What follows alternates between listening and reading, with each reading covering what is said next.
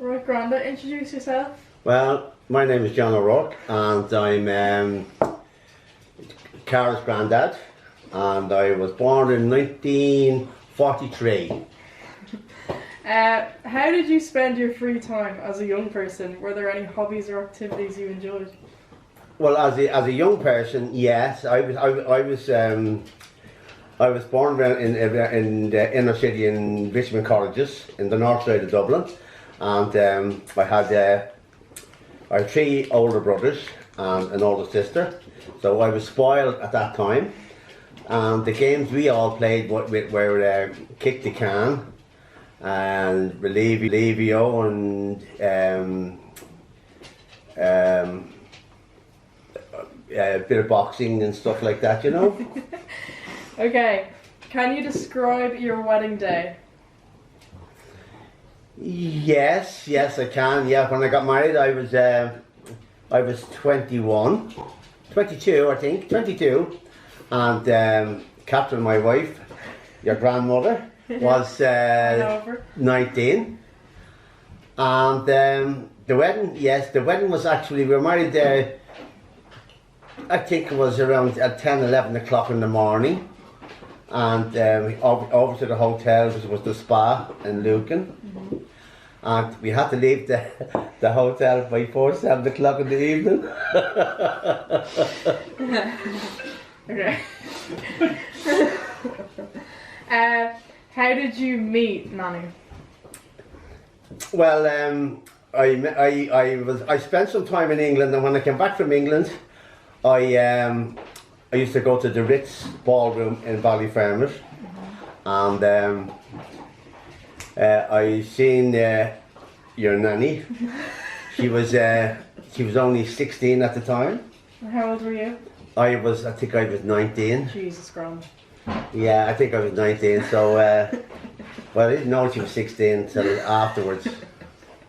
And she asked me. No, I heard that her father was a bricklayer, and so to get acquainted with her, when I was dancing with her, she was saying, like, what do you work at? And I said I was a bricklayer. So I knew I could get her on my side then, you know. What advice would you give about maintaining a strong relationship? Say sorry all the time and it won't happen again. Even when you're wrong.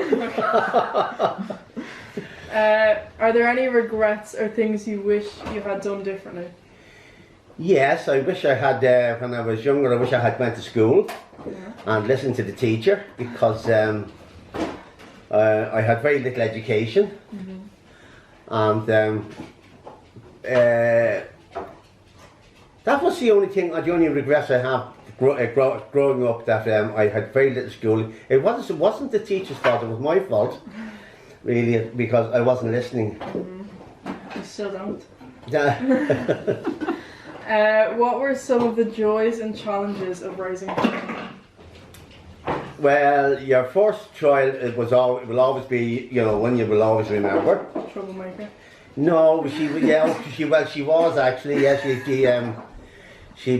didn't have our own house at the time, and we lived with Catherine's sister, and we had the bedroom upstairs, and that's where we lived, and Jeanette was a little bit of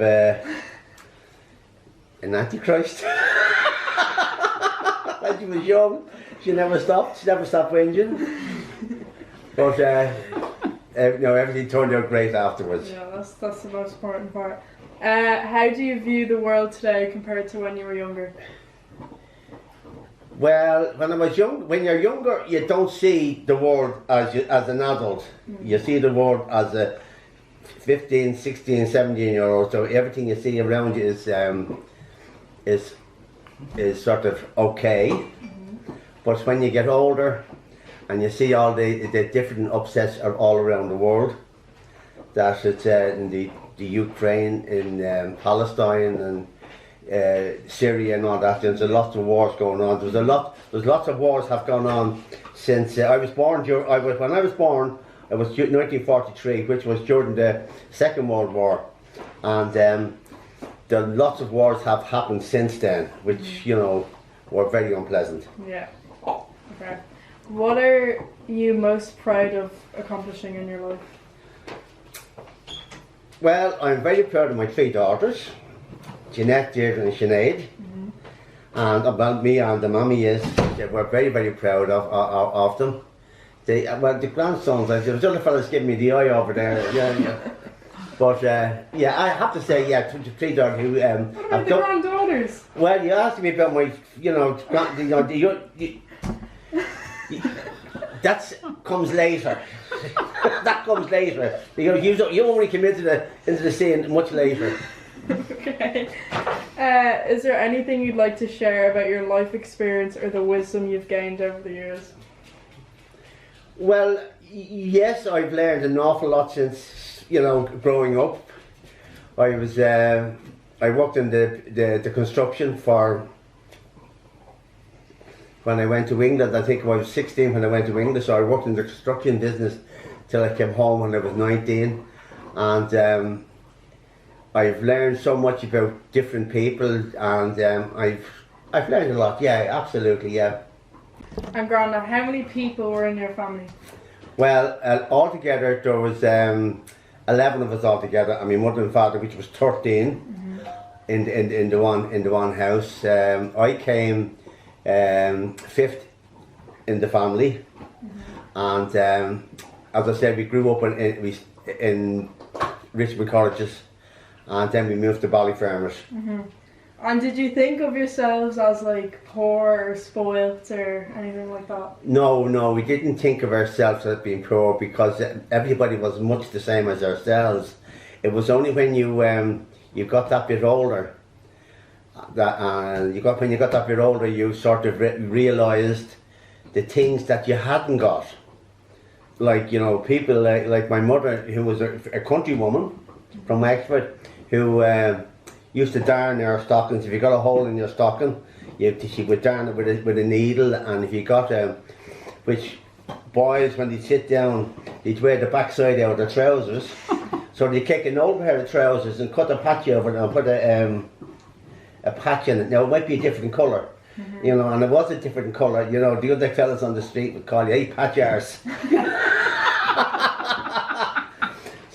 So yeah, it's like, did we have proper meals when we were kids? No, we didn't. We were never hungry, but we didn't have meat as such. Things were sort of very, very basic at the time.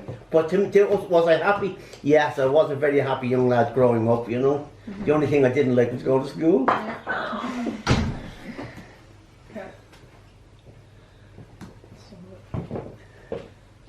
Well, growing up in a house of 13 must have been a bit crowded, so what was your house like? It was panic stations. So whoever got to bed first got the coats to go over them in the bed, because my brothers were in the army, and I was in the FCA, and of course when you went to bed, you put your coat over the bed, and so it got to the stage that when I went to bed, the older people, they would come in later and sneak the coat off you and put it on their bed. So I used to have to sleep with the button of the coat in my mouth. So they couldn't pull it off. And because the toilet was downstairs, we used to have a bucket upstairs,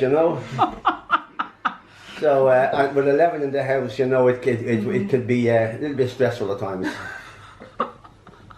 At that time there was three bedrooms up on top. Yeah. There was a big bedroom, there was the middle room, and then there was the box room.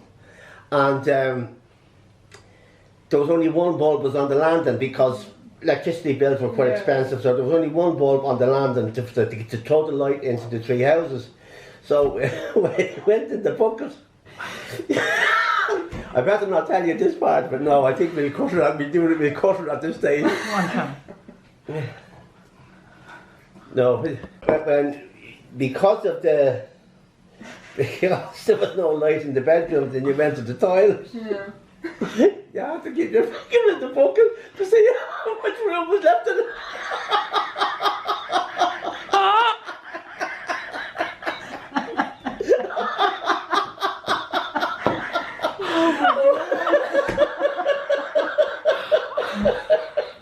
Oh Jesus! Wait. Okay, I was gonna say. So, what did Granny think? What did Nanny think when she found out you weren't a bricklayer? Well, as I said, I had just come back from England and I hadn't been working, but I had been in England for 3 years. So I had 3 brand new suits which I bought in England, and I had no money to take Nanny out when I asked her to meet her the following Wednesday. I can actually name the name of the film as well. It was called Mutiny on the Bounty, and it was in the Adelphi, I'm sure.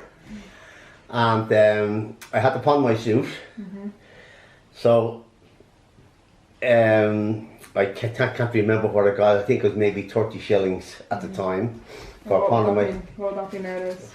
What would that be? 30 shillings. Oh, less very euro and about 150 in euros. Yeah, I don't think it'd be even that much, you know. To be honest with you. But that's what we got for pawning my suit, so they could take your Nanny out. That Nanny was posh. Yeah. Well, Grandad, we celebrated your 80th birthday recently. So, what's the question? Okay, go on. No, what did you tell me to ask? Well, Grandad, we celebrated your 80th birthday recently. So, how did you find it being 80 years old? Well, I'm not 80 years old. I'm 80 years young. I'm 80 years young. I feel like I'm in my 50s. I go rowing twice a week, and I'm just after doing an abseil in Crow Park, off the roof in Crow Park, and what's an abseil? An abseil is coming down a rope off the roof of Crow Park, down which was 160-70 feet on myself, and I collected for a charity at 8,000 euros. Jeez.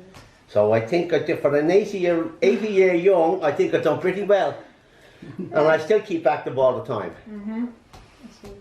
Okay. So after doing the abseil, Grandad, I'm just wondering, are you like scared of dying, or are you like looking forward to it? Are you? No, I'm not looking forward to it, but am I scared of it? No, I'm not scared. I've had a very, very good life. I have 3 beautiful daughters, and I've got 7 grandchildren, which I adore, and which I know they all adore me as well. So no, life has been pretty good, and if I see 90, ciao, I'm well good. Okay. Well, thank you very much for letting me interview you, Grandad. No problem. That was very good.